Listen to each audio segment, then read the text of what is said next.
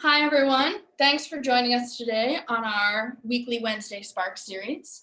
I'm going to go over, my name's Alden Burke, for those of you who don't know me. I'm going to go over some Zoom norms, a little bit of the schedule today, and then introduce today's topic and speakers. So for Zoom norms, we would love if you all have the capacity to have your videos on. It just makes it feel better. So our speakers are talking with a group and community of people that we are. But of course, if you don't have the capacity with Wi-Fi, we totally understand. But encourage you to show your face if you can. We're going to keep everyone muted while presenters are speaking. And we're also going to encourage the use of the chat today. If you haven't already, please share where you're calling in from. We love kind of seeing the sort of geographical location and variety of these calls. But we're also encouraging you to use the chat as Alvin and Lulu and Jenny are presenting, to ask questions, to share resources, to just sort of leave any comments about your favorite David Bowie song. Really anything goes in the chat. So with that, I want to sort of introduce the topic and theme for today's call.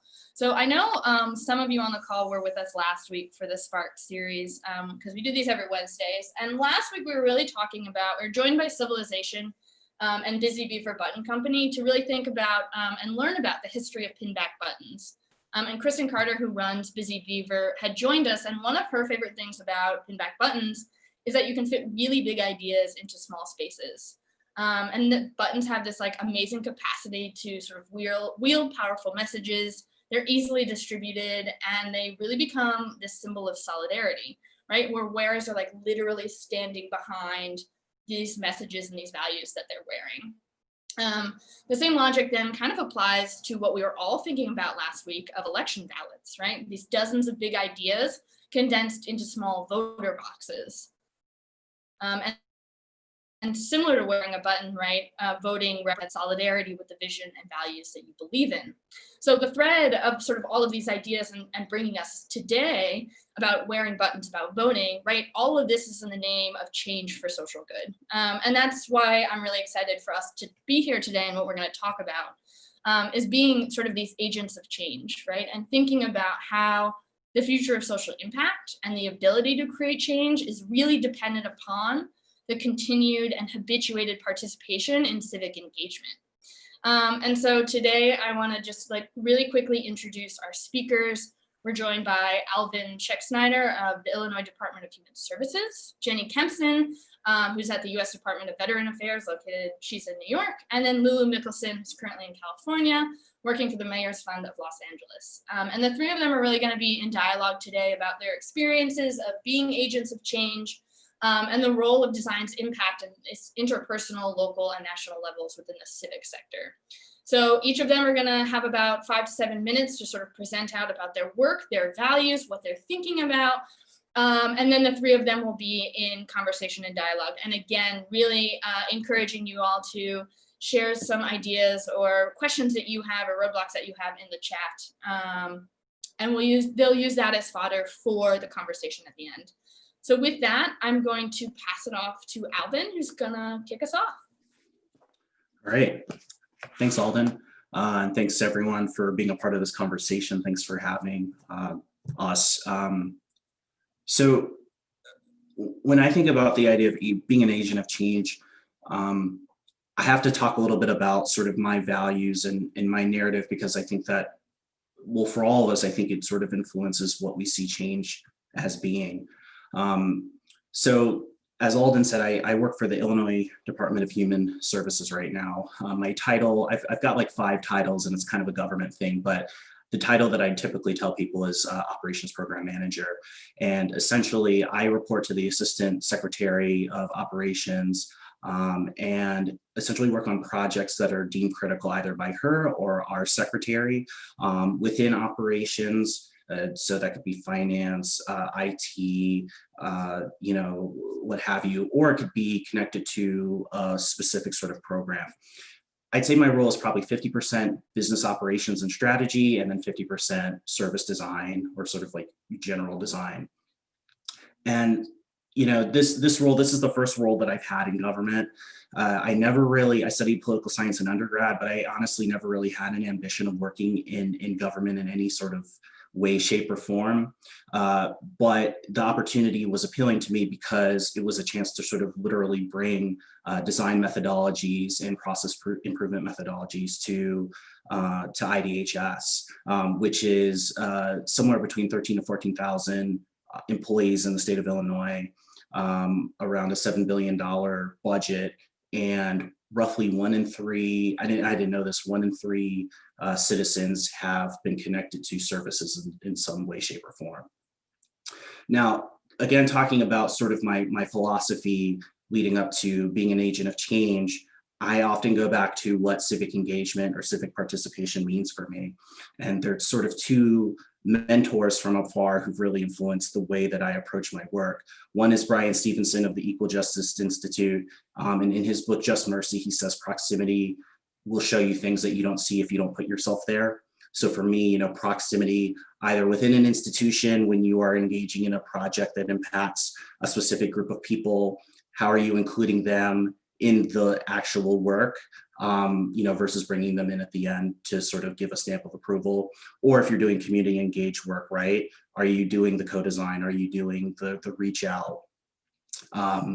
The other person who influences me is Ella Baker, who arguably was the architect of the civil rights movement, but often doesn't get a lot of credit because she was a woman. But she said, my theory is strong people don't need strong leaders. And to me, that really speaks to this idea of distributive leadership, which is incredibly important in equitable or liberatory or participatory design, whatever you sort of call it. Are you using and leveraging your power to give others opportunities to have agency in the design process itself? So those things really sort of enhance or bolster my values for this work. I believe that good services to citizens and staff are critical, but they need to be based on needs. I think it's incredibly important to ensure that you're having civic systems and institutions that are effective, that are forward-facing, equitable, and obviously sort of user-centered. So all the work that I do really rolls up into those sorts of values. In terms of challenges, because we talked a little bit about challenges, Rebecca and Alden, on the sort of prep call, and I wanted to kind of touch upon this with the work that I do. There are challenges that inevitably come with any institution, and government is no different. The stereotypes that you've heard about government being slower, I think they are true to a certain degree, and it doesn't really matter where you're going to be. It's you do have that, and I think part of it is the scale of an organization. I mean, this is not a nonprofit; it's not a business. This is an institution built on regulations and policies set by legislators and legal authorities. And even though that can slow the work down, it's also incredibly important because it really functions as a check and a balance, right?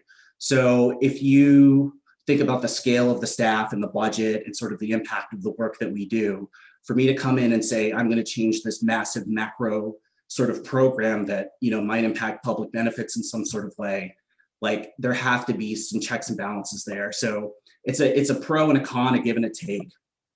But I think what I've learned from working within that challenge is it really enhances your ability to work with stakeholders. How are you bringing stakeholders into the process, within an institution? And, that in and of itself, I think speaks to some of the tools that I've been engaging with. So obviously service design, journey mapping is kind of like the jam. We're about to do a project within one of our program divisions right now, excuse me, that is software focused. What we think it will be. And so we're going to be doing some journey mapping probably in the next couple of weeks with some, we call them customers, but essentially citizens that are beneficiaries of our services, as well as staff that provide the services to them. And so, that's a key tool. But I would say also other tools that really kind of play a role in the work that I do. Frankly, one of them is just translation. The concept of design thinking, human-centered design, service design, equity design, whatever you want to call it, it's not really something that's like well known within my agency. And so I've been humbled by coming in and sort of jumping in and saying, oh, we need to do this, we need to do that, like user-centered, blah, blah, blah.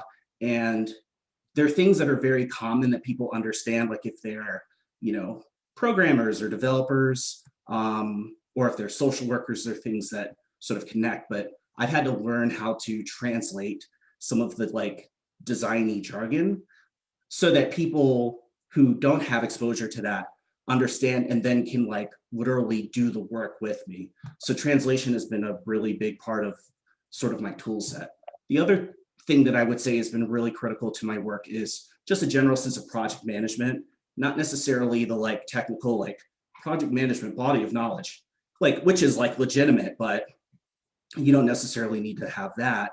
But it is important within a design context to understand that you're working in an organization with limited resources. And so being able to work with, in my case, with this project I just mentioned, the developer team, so that they understand when they come in after the design phase is over that I'm leading, that's incredibly critical. And so how do you work with those stakeholders to know when to do that handoff so they can take the work forward and then it can actually be implemented? So that's kind of, high level, a summary of the work that I do.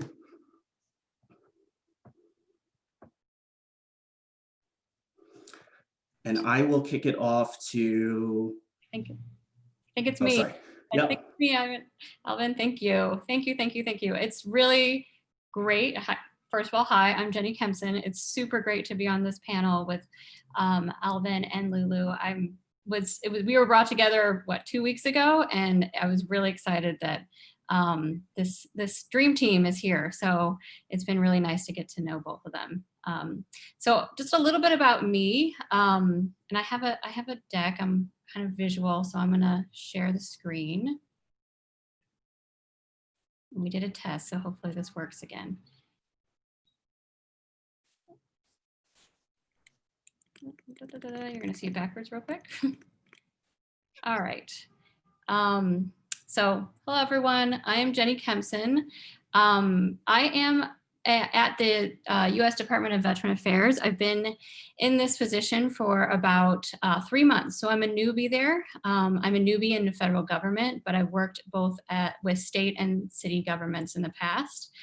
So I'm gonna give you a little bit of a journey on who I am and kind of my background, and then a little bit of a play on how this has been part of some of the work that I'm doing currently in my position.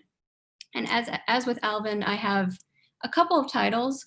My main title is a senior CX strategist. So I work within the Department of Veterans Experience Office. So that's within our headquarters. We have an experience office that's around about 100 people, 100 plus people that are spread throughout the United States. I'm in their design group. I help the director with design operations is a big piece of it. Also, I'm the head of program and strategy for our Customer Experience Institute that's starting to kick off here in the next year, where we're going to be kind of building and training VA employees across the United States on customer experience and service design and design thinking. So a lot more of that kind of being infiltrated into the VA in a more succinct manner. In my day-to-day, besides design operations work, we also do a ton of journey mapping across the VA. So with our healthcare, a lot within our healthcare industry. So there's about 365,000 employees within the VA, so it's quite large. We service around 9 million veterans a year. And that fluctuates between 9 to 15. And mostly through the medical facilities. So that's a big part of our work. So healthcare is a big part, but there's also a ton of other services that veterans get from kind of day one of entering or when they exit from the military service. So a big part of the population that I work with. But a little bit about me and who I am, just kind of from a personal note. So I live in New York City. I live up in the Upper West Side. I love Central Park. I'm right next to Central Park, so that's what that middle image is. I have a dog named Vinny. I walk him all the time, and a husband named Alan. That is kind of what we've been doing for the last many months. This is our small world of Central Park. I've also learned recently to make pasta. That is a passion that I've started to be a part of. I don't know if it's good or bad, but I'm eating it because it's carbs. So that's been good in my life. Also, just a little bit about me and kind of my background in design. I've come to design in a very windy path. My first love was actually psychology and research. I started off at DePaul University in Chicago and dove right into kind of community psychology. So looking really at that time, I was working in Cabrini Green with students in Cabrini Green and kind of understanding some of the environmental effects of people's situations and kind of growth inside of that situation. So that was a big passion of mine. I also looked at like food security issues in Chicago, went to Chicago State University, got my master's in geography and human geography, so looked at those systems. And then popped over to Seattle and got a degree in architecture. And so was really interested in city development and planning and did that for about 10 years before transitioning fully into kind of service design. And although there's a ton of overlap there. So I've also worked in various sectors. So I've worked for local and state governments and now federal, community organizations, foundations, nonprofits, and corporations. My love is really, and the drive for my career is really purpose driven. So I think there's, kind of two end goals sometimes for companies or organizations is either purpose or profit. And I really like to align myself with the purpose of an organization more so than the profit. Profits always has to be there too, but that purpose part is really important to me. I've had many different hats, as my background probably can tell. I've been a co-founder of a design firm in Seattle for about 5 years that was focused primarily on city development. I've done design research. I've also been in charge of partnerships within a corporation. The worst job I've ever had was a community Scrabble scorekeeper. That I'm not good at math, and that was terrible. So I don't recommend that if you don't like math, to do math on the fly in front of everyone.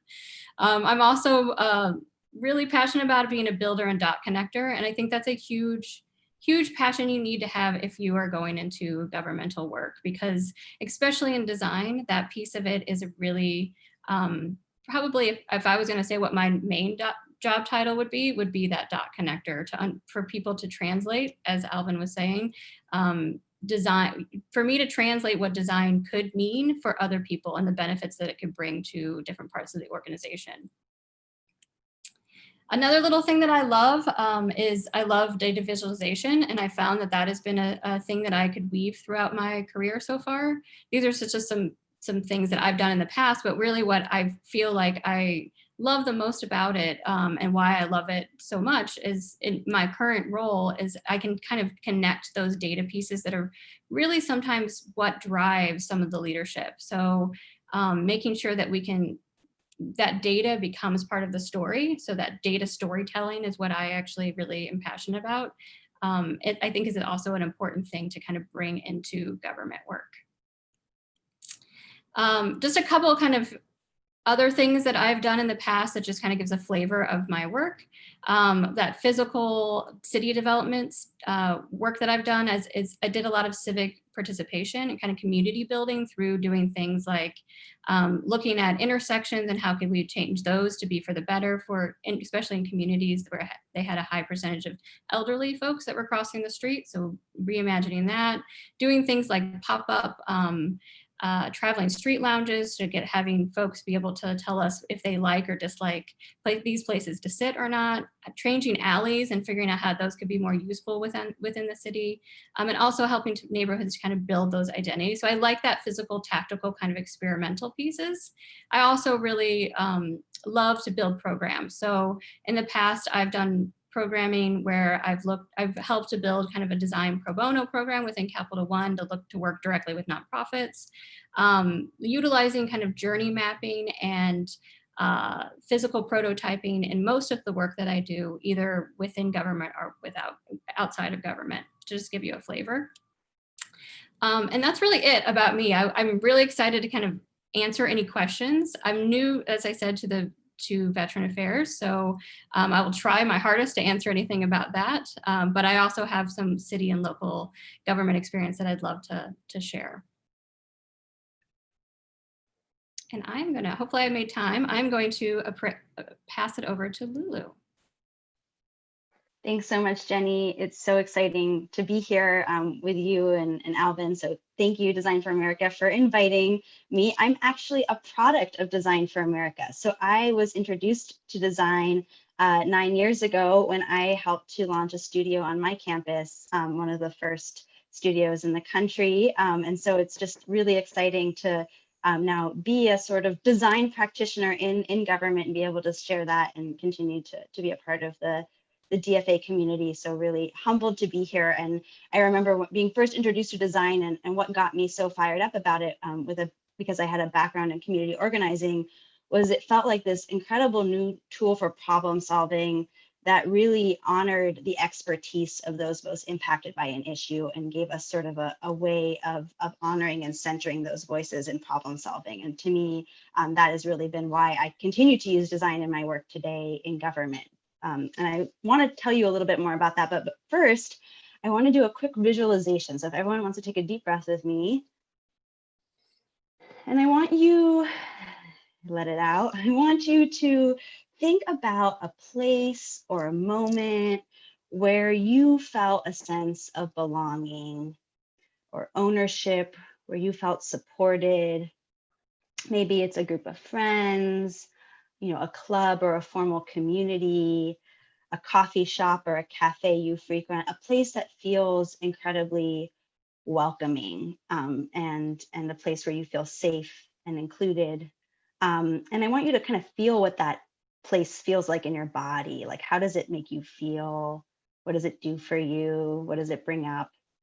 And the reason why I, bring that up is for me, when I think about those places, I feel relaxed, I feel at ease, I feel a little excited, like, oh, I'm here in a place that makes me happy.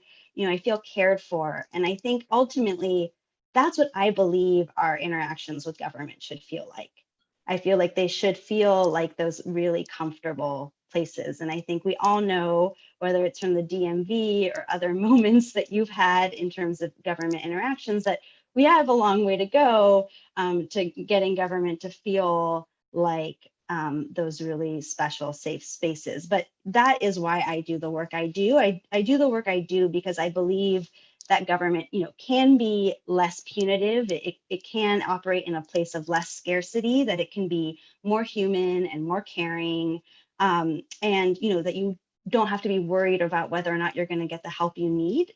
Ultimately, I have a pretty radical vision that I believe that government is paid for by us and that we all have ownership of it. And the reason I wake up and do the work I do every day is because I believe that that sort of idea of a government buy-in for people. And so that is, where I situate myself. I, came from a background in community organizing and sort of started to do work in local government in New York and now more recently in LA, because I saw the promise of government and the amazing scale that you can work at and the potential of it. But I also know that it's not realizing that right now. And I think a lot of public servants or change agents, as we say, in government are there because we see that potential. But, I think it's really important that, the reality of government is that it's a complex, impersonal bureaucracy. And it has caused a lot of harm over the years. It's been an engine of exclusion, of racism, and transforming it from the inside is a slow and painful process that I've now been involved in for 7 or so years, but is going to probably be a lifelong pursuit. And when I think about being an agent of change, which is sort of the title of this panel, I really think of myself as like a double agent. So when you do this type of work inside of government, you're kind of like a secret spy. Like, you have to know the lingo, you have to be able to talk the bureaucracy, you have to be able to understand how things work, build, consensus, translate terms, as Alvin and Jenny said, but and really de-risk risky decisions for folks so that they buy into new ways of working. But ultimately the goal is that you're operating to change government to, I think, slowly open up power structures and I think really center everyday residents as part of a decision-making process. So, my work has really been about bringing design thinking and community engagement into government. And I want to talk about two examples that I've been a part of, just to ground us really quickly. The first is when I was working at the New York State Department of Small Business Services, we had the opportunity to really address the entrepreneurship gender gap in the city. And there was that moment where the deputy mayor was like, let's launch this next month. Like, let's launch a woman entrepreneurship services next month. And luckily we had the buy-in to say, well, actually, we know this is a problem, but we don't know why. And we got to do 6 months of engaging women entrepreneurs across the city. And in that process, we held these really powerful community forums. And they weren't these sort of clinical spaces to sort of learn and do user research. They were like parties. Like we invited women in, they got to talk with each other. We got to learn from them. And in that, space where we were able to sort of have more informal conversation, we realized that women are super lonely. Entrepreneurship can be very lonely, and that even these networks and the peer-to-peer mentorship became a huge staple of how the services for this program developed. But the reason I bring up this program is because a woman who came to one of those community forums ended up joining our mentorship program. She became a mentor through the program. And 2 years later, she actually put her business on hold and ended up running the We NYC program for the city of New York. She actually became a public servant. And I think this is like the buy-in for the people government that we can talk about. When we invite people in to co-create services with us, we're actually inviting them in to see themselves as part of government and to have her leadership. This is a woman who never considered herself a public servant in government. I think is such a powerful example of what it means when you crack open these processes and invite people in. The other example I'll bring up before I close is a big project I worked on for the last few years called Where We Live NYC with the Department of Housing in New York City. And this was sort of an interesting challenge because we were making it was a policy making process to confront segregation. So obviously a really complex issue. And how do you involve community input, not just in service design where it feels like the end result's very tactical, but in policy priorities? Like how do you invite people into a conversation about how you allocate money and how you think about citywide rezoning and land use decision making? I mean, it's really complicated. And what was so beautiful about this process for me, we ended up having over 60 conversations with residents in 15 different languages, these sort of intimate focus group style conversations.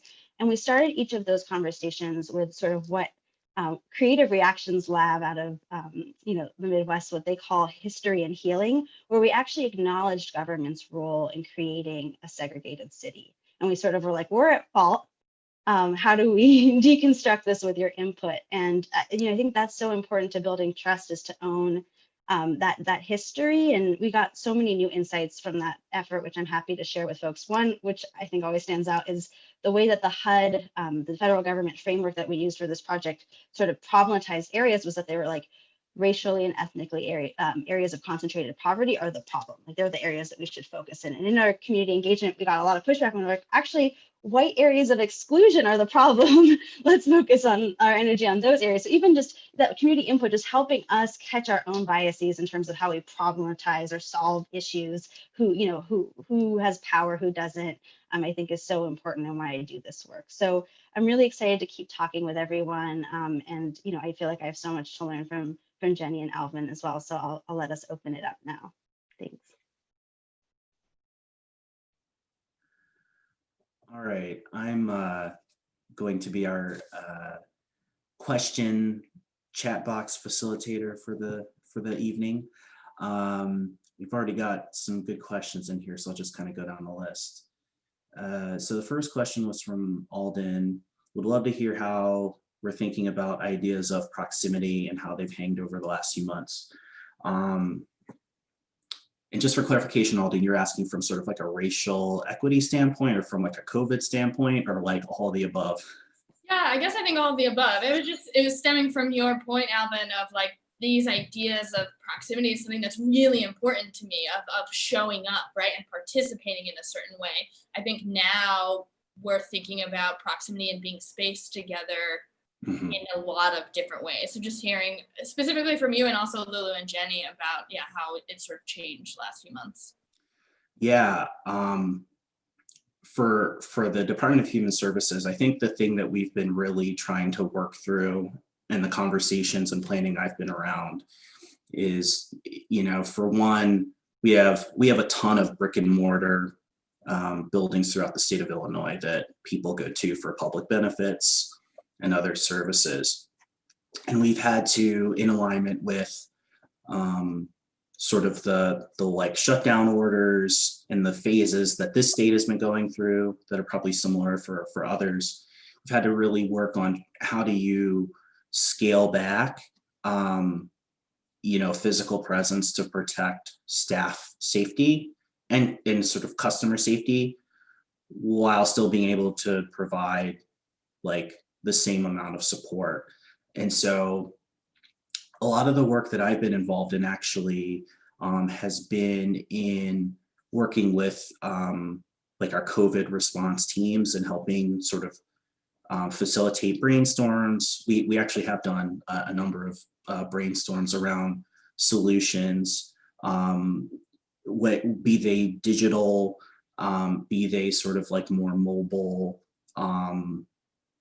versus brick and mortar. And so that's a lot of what our work, frankly, a lot of what my work has been for like the last 4 months, and taking into account sort of the data piece. So being able to look at positivity rates across the state in different counties and locales, and then seeing sort of how that matches up with our capability in regions. So it's played a huge role in our work, and we've had to be super nimble, very, very nimble. So.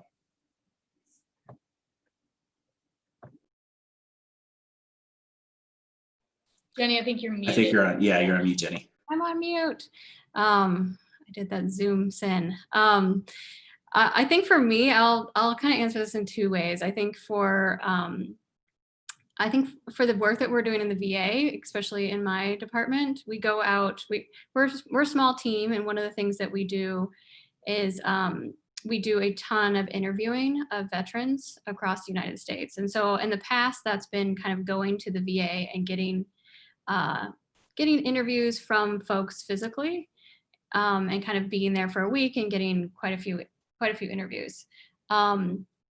We've totally changed that model until a virtual model. So that's a proximity thing that's actually worked a little bit in our favor. We've found that people are a little bit more apt to kind of jump on a Zoom call for 45 minutes instead of going to a physical place and taking that time to commute and be there. So that's a positive that's happened. So we are getting kind of I would say probably a larger range of folks that we're being able to interview. What I think it doesn't do is that there's some personal kind of relationships and that personal touch that you have with a person when you're in person, and that piece of it is missing. And so sometimes you can't really get to sometimes the heart of the matter in our interviewing process when it's virtual. So it's a skill that we're trying to craft. So there's that proximity to that. I think that there's also another proximity for me personally. One of the reasons why I jumped into federal government, you asked me a year ago where I would land. If I was job searching, I didn't know it was going to be here. That wasn't the end goal completely for me. And it still might not be, but it's what I really felt in the last year is that I want my career to be a place where I can have the most impact. And so this proximity to a place where I can impact millions of folks in the work that I do has been really important to me. And also the proximity, I think, inside of where I'm at in the VA, which is a horizontal initiative across the VA, gives that even a broader kind of space. And that was an important lens for me to look for as I was kind of taking a next step in my career. I'll just jump in really quick here. I mean, I think the thing that excites me about the pandemic, which is a sort of slightly different thing about, inclusion and participation, is just that so many more people are using government services and understand that they're important. And this idea that benefits are something that you need to be ashamed about or something, reserved for folks who are not worthy or unable to pull themselves up by their bootstraps, that myth, I think hopefully is getting challenged and is really dangerous and something we all need to work to deconstruct. And so the fact that everyone got extra unemployment, that everyone got the stimulus check, that everybody, new populations we're seeing are asking for housing support and help. I think that is all really exciting because you're starting to make this not an issue that's sort of relegated to an unfortunate few, but everyone's seeing themselves as sort of a stakeholder in these services. And you never know when you are going to need that safety net. So it's important that it's there for all of us. There are a lot of good questions here. I saw a couple that are both touching on translation, so I'm going to try to make it into one. So what would we say is the role of translation, and specifically how might we tie that to the idea of building up, on a already existing sort of process or policy versus, building a new one? And Jenny or Lulu, feel free to jump in. Yeah, Lulu, if you have, you go for it. I mean, yeah, I saw Lucas's question around the question of like whether you build back new or when do you know it's time to introduce a new system? Like, you brought up the idea of abolishing the police. Like, when do you realize that maybe the system is so broken that it is important to think about rebuilding from the beginning? And I guess I would say that I think that it's never starting new, right? Because communities have had these answers for so long, and it's about helping government learn from those local solutions. I mean, I really believe that, when we think about doing reform from within government, it's about surfacing these incredible insights that have already lived in communities, that they've worked, the resiliency of communities to sort of exist in broken systems. Like, they have the solutions, they're figuring it out. And, I love the example that, ambulances and the idea of the EMT service was created, by Black communities who needed that support. And so I think with policing, it's really about how do we learn from how communities keep themselves safe, how folks de-escalate, what are less violent ways of connecting, and bring that into government. So I think in some ways it's not, blowing it up and starting again. It's about really incorporating incredible work that's proven and already happening in our communities. And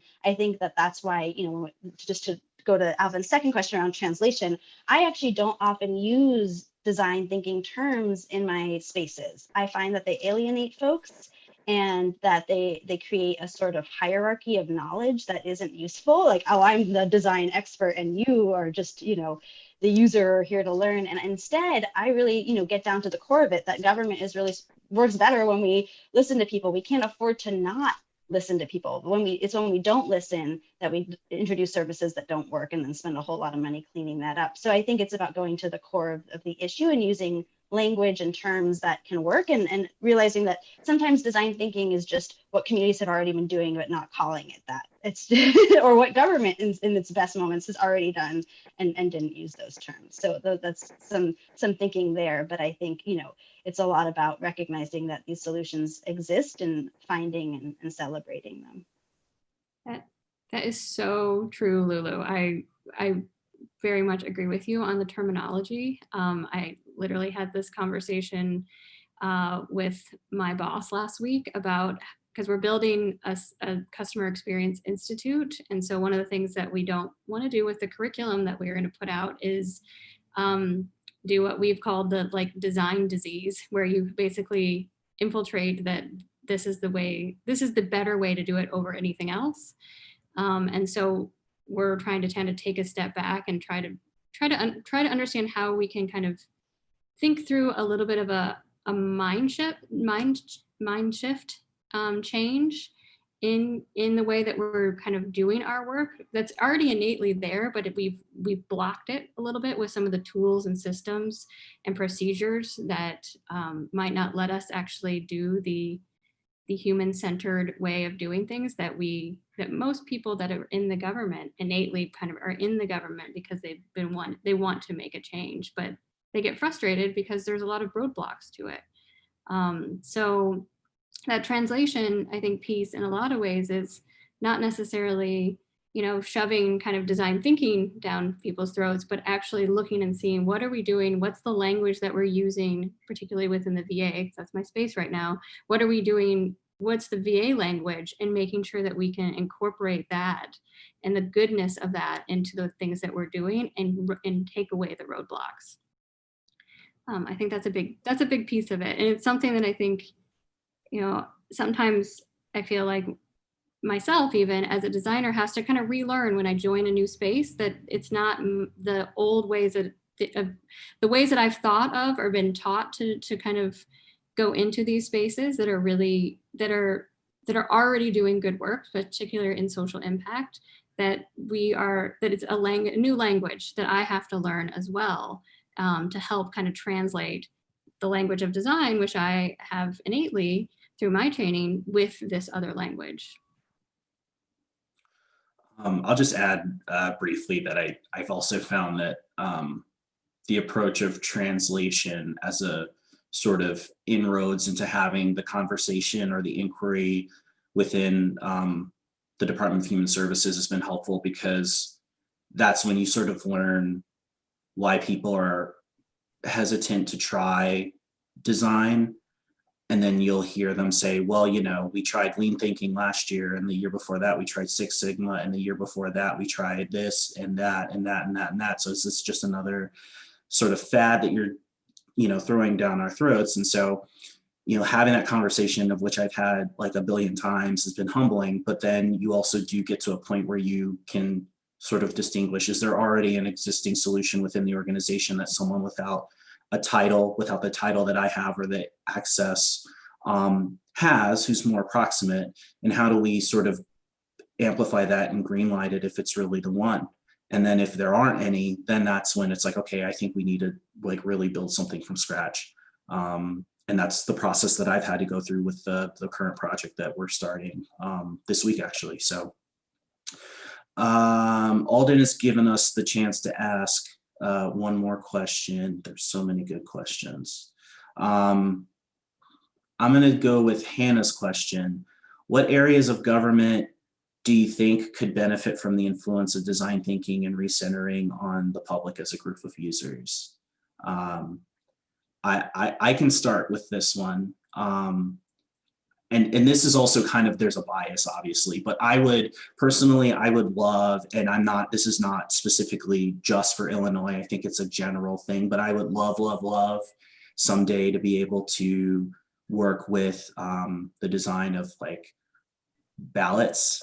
I think, all of us, wherever we are, could say that, when you look at a ballot, and there's been a lot of technological sort of advancements and design advancements, but I still feel like the way that our ballots are sort of designed, and sort of the development of that sort of field and practice, there's just a lot more things I think that we could be doing technologically. And there's work obviously that's been happening within states, but I feel like that would be a dream project for me personally, to get involved with that line of work. So Jenny or Lulu, do you have any thoughts on areas that would be good for design, or that you'd love to personally work in? Yeah, can I say everything in a lot of ways?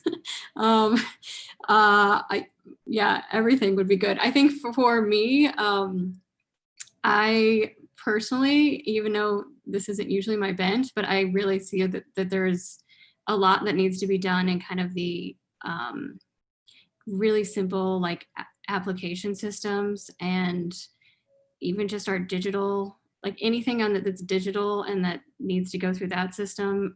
And also for people who can't use the digital systems, like I think there's a ton of work that needs to be done around that. That's not necessarily always the sexy work. So that's, sometimes gets a little left behind in terms of fixing that. But I think that would be a game changer within government if we started to be, if I could feel like I could go to a government website and be like, okay, all right, I feel like I'm going to get confident that I'm going to get my answer on this.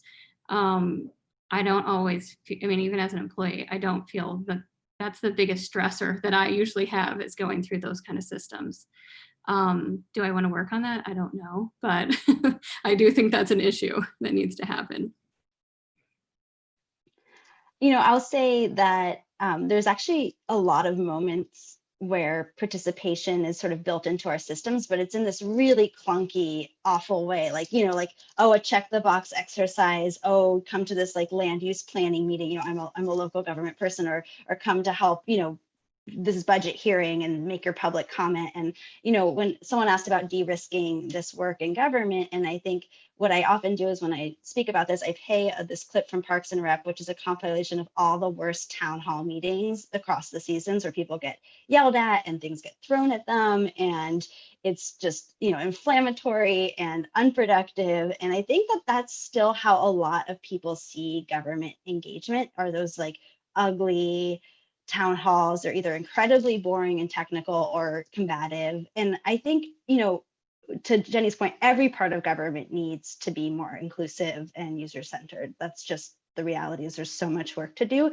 But I think in those spaces that we already have created, to hear from folks, like that's such low-hanging fruit in terms of transforming those into spaces of real dialogue, you know, of being able to surface, you know, misalignment even among community, and say, it's okay that we don't all agree, let's talk about it. Or, you know, this is a place where we can celebrate and learn together. And it's not just this like awful, you know, public comment in a gym. You know, I really just see there's just so much opportunity to reimagine what those spaces look like. And that's the entry point, right? If someone feels invited in, then they're much more likely to stay engaged and feel like their voice matters. And so I think in, you know, in all these different places, and this happens at the federal, state, and local level, that there's places for comment, there's opportunities to give input, and we can just look at those moments as moments to start to reshape and reframe those as like a place to start. Awesome. Thank you all so much, Alvin, Jenny, and Lulu, for joining us today on the Spark series. I mean, all the way from, right, strong people don't need strong leaders, these ideas around bringing love and yourself into this work, thinking about these envisioning practices. It's really been fantastic to have you all here. I just want to close out and share the link for the Spark series for next week. Creative Reaction Lab was brought up earlier. One of their previous fellows, Quentin Ward, is going to be joining us next year. Oh, time is really working in strange ways. Next week for his talk, The Future is Here, the Future is Us. Quentin is 24 and currently the executive director at St. Louis Metro Market, which is essentially like a grocery store sort of food hub that is on a bus that travels around the city, giving access to food in different ways for St. Louis. So it's going to be a really exciting talk. So please, I would love to see some of you all there. Again, Jenny, Lulu, Alvin, thank you so much. This talk will be recorded. We'll share it out with folks. And yeah, thanks all for joining us today, and have a great rest of your Wednesday. Thanks. Thanks, everyone.